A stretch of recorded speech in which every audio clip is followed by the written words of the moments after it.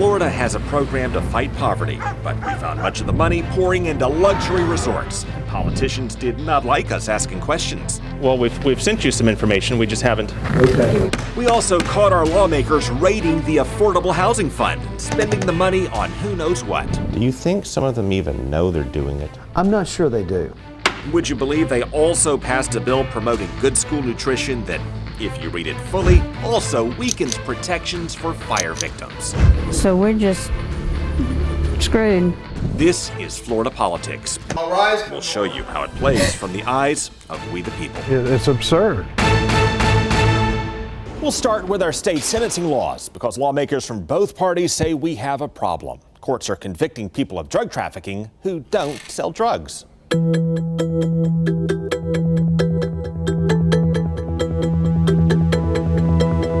If they look up my charge, it says trafficking heroin. When did you traffic heroin? Never. William Forrester is serving a sentence he did not deserve, according to state leaders, watchdogs, and even the judge who sentenced him. I just squatted down in the corner and cried. This 62-year-old man from Bradenton cries a lot. 16 years ago, doctors discovered he had cancer, and they cut out his lung. Then, after that surgery, you were in a world of hurt. I was in so much pain. That was just the start. Because they had to go in 2 more times. I spent almost a whole year in the hospital. Then doctors loaded him up with pills. I would go get my prescriptions filled, and just the methadone at that time come in jugs like this, and I would take 12 a day. That brings us to his crime 10 years ago. One of the prescriptions had run out, and they wouldn't refill it. It wasn't time, it was too early. Because you took too many, ran out. Because I took too many and I ran out early. He forged a prescription to carry him through until the next month. You had forged the prescription in July. In July, yes, sir. When did you get a legal prescription for that same medication? It would have been August the next month. About 3 months later, they come and arrested me.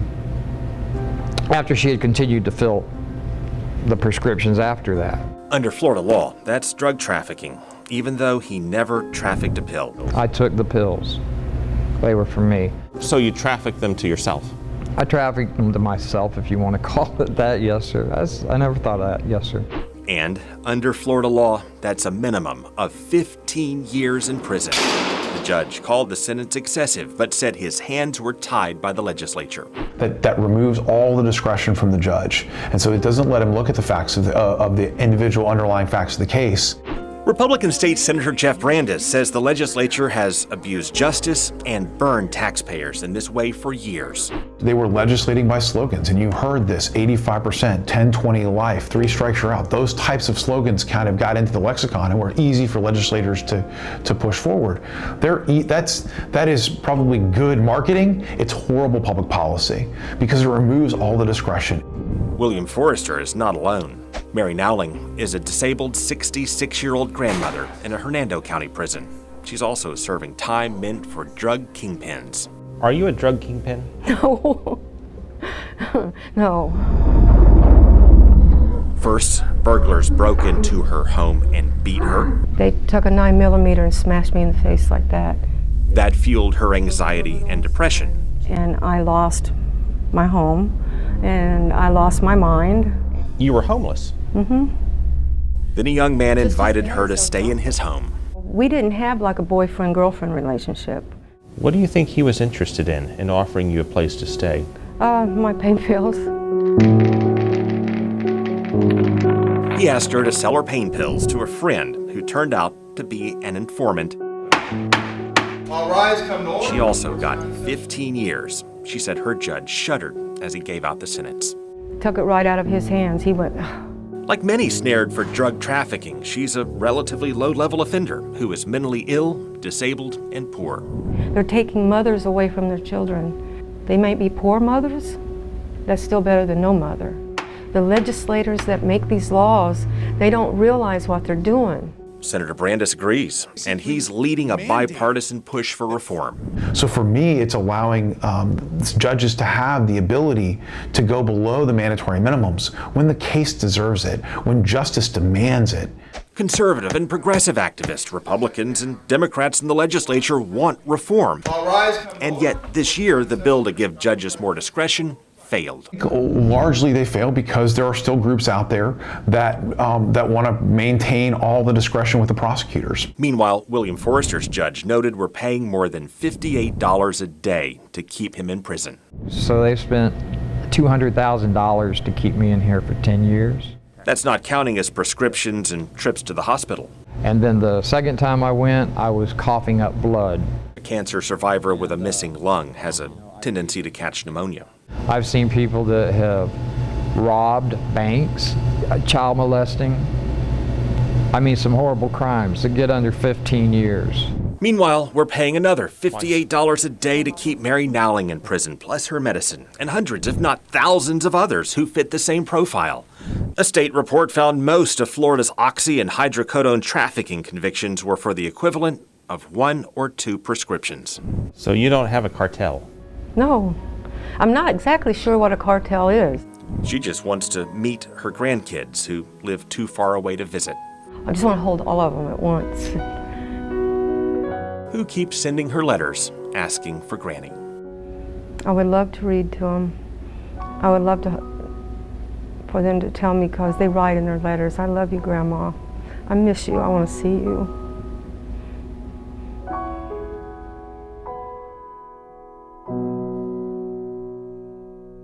Coming up, politicians are also steering millions to fight poverty into theme parks. Former State Senator Jim Hargret gave us a tip. He said politicians are steering money to fight high crime and poverty into high-end resorts.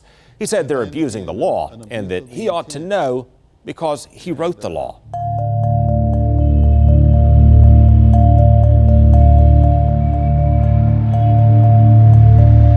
If you drive past the playgrounds and the fantasy attractions along Interstate 4, you'll find a searing reality. Now, it doesn't look like a resort to me, not for kids, that is. Of deserted stores, boarded up rooms, and crime. If somebody runs up and takes somebody's cars, I've seen it right here. D'Angelo Murray was telling us all about it when we were interrupted. Yeah, like that. Yeah, it would have been some good footage, bro. Good footage. By what may have been someone driving past us with a wad of cash and a gun. Walking Florida, riding down the street, got money in their hand, buy high drugs.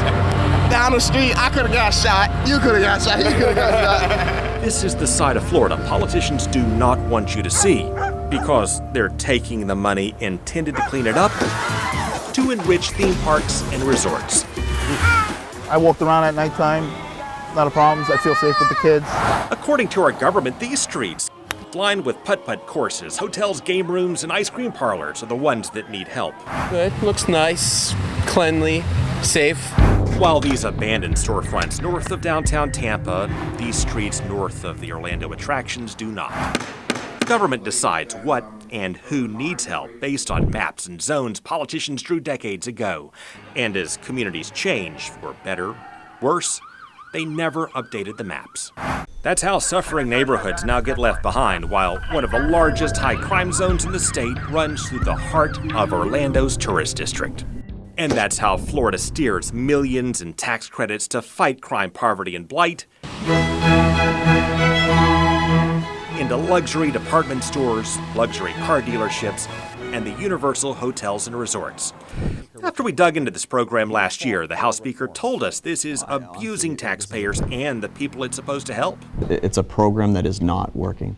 And then the state approved another $2.6 million for the Universal Hotels and Attractions for hiring in what the state calls its high crime zone. Do you think the city and state are mixing in some of the plot lines of the rides?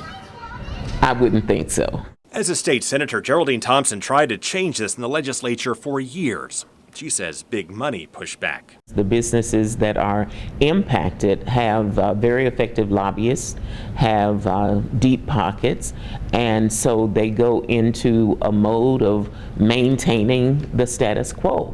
Now, if you think steering tax credits for high crime and poverty into theme parks is a problem, and the state won't deal with it, you may think the city of Orlando could solve it. I don't see anything that precludes the city from revisiting the boundaries and redrawing the boundaries. But we found Orlando's mayor, Buddy Dyer, certified the high crime zone, as is, just last year. He sent records to the state, noting 72 murders in 2016 to back it up. He didn't mention the Pulse massacre, an anomaly, accounted for most of those murders. It's more than enough to score Orlando's tourist district as the top-tier crime zone in the state, which the law defines as also exhibiting extreme levels of poverty, unemployment, and physical deterioration.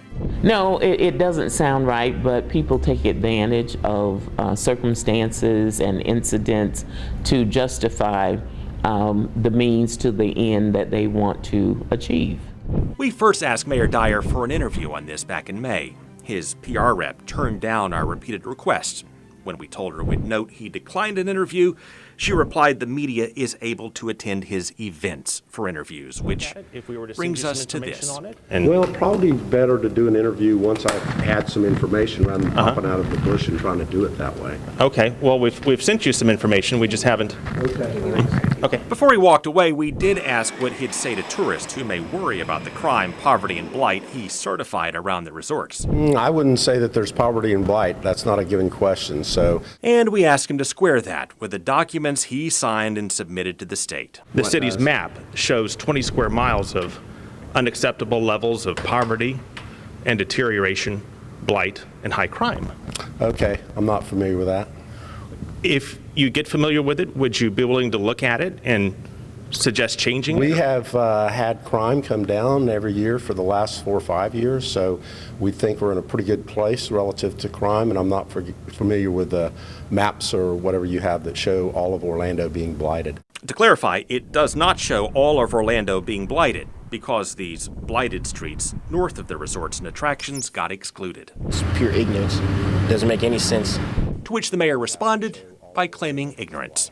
Well, it's the city's map. If you look at it, would you consider revising it if you think it doesn't accurately reflect the city's crime? I'm just not familiar with what you're talking about. Meanwhile, outgoing Governor Scott's team takes the position that the high crime zones cannot be revised anyway. While the law does not prohibit updates, a spokeswoman noted it doesn't explicitly authorize them either. The bureaucrats take that to mean that crime zones are locked in place for the life of the program, even if all the crime goes away. It's been clean so far. No complaints. So they continue to approve millions intended for distressed neighborhoods into theme parks and resorts, while many distressed neighborhoods cannot get a dime. But yeah, we got some really good theme parks that we can't go to, but we can pay $29.99 and go there all year. It's crazy, bro. I think it's a little more than that. Hey, sure. And lawmakers like Geraldine Thompson say we are all getting burned. Does this state law block cities from updating these zones? It does not. It does not. What would you tell tourists who would like to come to International Drive and the attractions, but they're scared off by all the high crime and deterioration and blight? It doesn't exist. It's not there. Mayor Dyer's spokeswoman said this program was not top of mind when we caught up with them. Coming up, state lawmakers are taking money from the elderly, the disabled, and the homeless.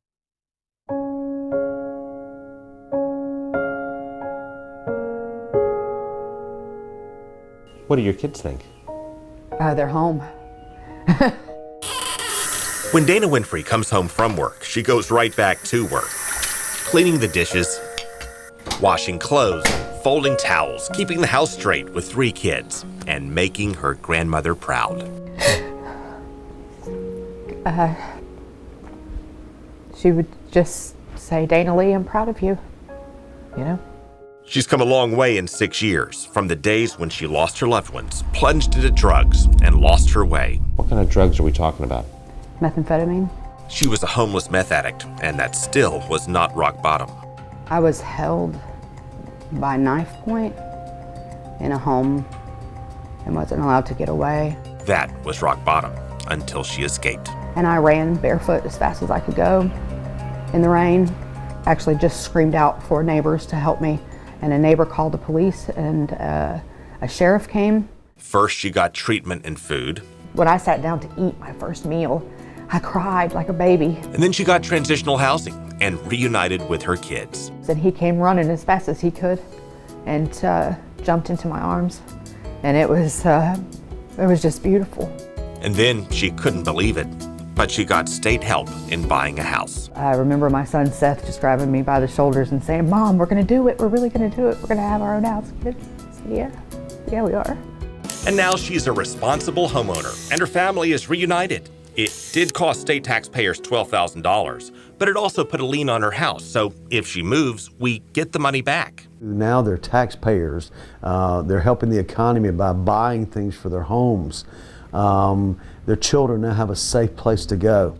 Jeff Bagwell helps people like Dana, and he says this is what the state's affordable housing funds are all about. They're called the SHIP program. It changes their life, gives them a purpose. We pay into the SHIP with taxes on real estate sales, and the money helps build affordable housing, and it helps struggling families and senior citizens buy or fix their homes. A lot of the rehab money is used for senior citizens, for emergency repairs, need a new roof, need a new septic tank, air conditioner, central heat and air. The SHIP is one of the few things Republicans and Democrats in state government agree on. There's just one problem. Our state lawmakers turned into pirates. What are we having? And they just raided the SHIP. Those dollars, unfortunately, are swept by the legislature and swept significantly this year to be used for who knows what. That's going to have a huge impact on the little guy and gal. This year, the legislature swept more than $180 million from these affordable housing trust funds, raiding half the chest. And they had already been raiding it for the past few years. They've taken more than $2 billion to help pay for other stuff, like their own pet projects in the budget. Do you think some of them even know they're doing it? I'm not sure they do. Dana sat down with us in the hope that some of them may be listening. You get a family off the street. You get a family out of homelessness. And may remember who takes the hit when they take the money. There's some family out there, there's some other people out there that need the help like I got. And without it, they may not be able to make it.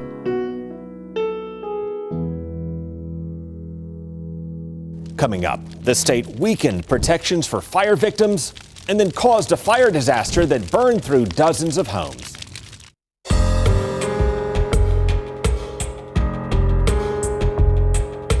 I was never been so scared in my life, never. Gene and Earl Butler took these pictures in late June as the storm clouds rolled in. And then they realized those aren't storm clouds.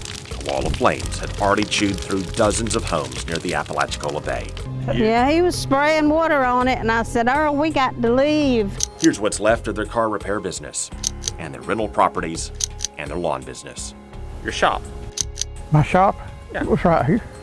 Where we're standing? Yeah, the big shop was right here. Amanda Hall lived in one of their rental properties. My lowest moment was when I came back here and saw my home. The blaze wiped out her home and 3 dozen others in the town of East Point. And the victims say we better pay attention because many of those victims could not afford insurance, and state taxpayers could wind up paying for it, and it could happen again. The people better stand up and notice that you don't have the protection that you think you do. State officials know who caused the fire. They did. The state hired a contractor to burn stuff in the woods so a fire would not burn through the woods. As a part of a, quote, controlled, end quote, burn. That's the victim's first problem. The state's controlled burn grew out of control, causing the kind of disaster they were trying to prevent. And then the victims discovered the state's requirements or lack of requirements for the contractor's insurance. That's their second problem. They did have an umbrella policy, but it had an exclusion in it for controlled and prescribed burns. Meaning it doesn't pay out if the damage is caused by a fire. Correct. A company that burns things for a living. Correct. Even if it was liable, it wouldn't have had the insurance policy to cover a fraction of this. That's exactly right. It's absurd. We don't know if the contractor hired for this controlled burn was negligent or liable. The fire is still under investigation. But we do know that may not even matter because of their third problem. The legislature passed a law that protects a negligent contractor, if there's negligence, from the victims? That's exactly right. 5 years ago, state lawmakers changed the language of the burn law, removing the requirement that burn piles be, quote, properly extinguished, requiring contractors to, quote, complete their burns instead. And they added a line stating that a contractor is not liable for damage or injury if fire smolders or reignites. And neither is the State Forest Service. So we're just screwed.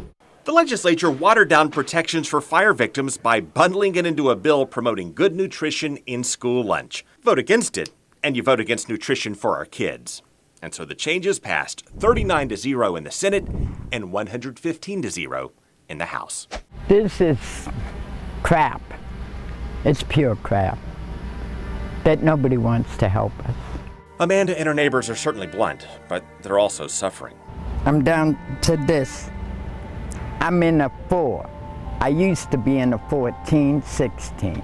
Amanda is also fighting cancer. In the past 2 months, you've lost 45 pounds. Yep.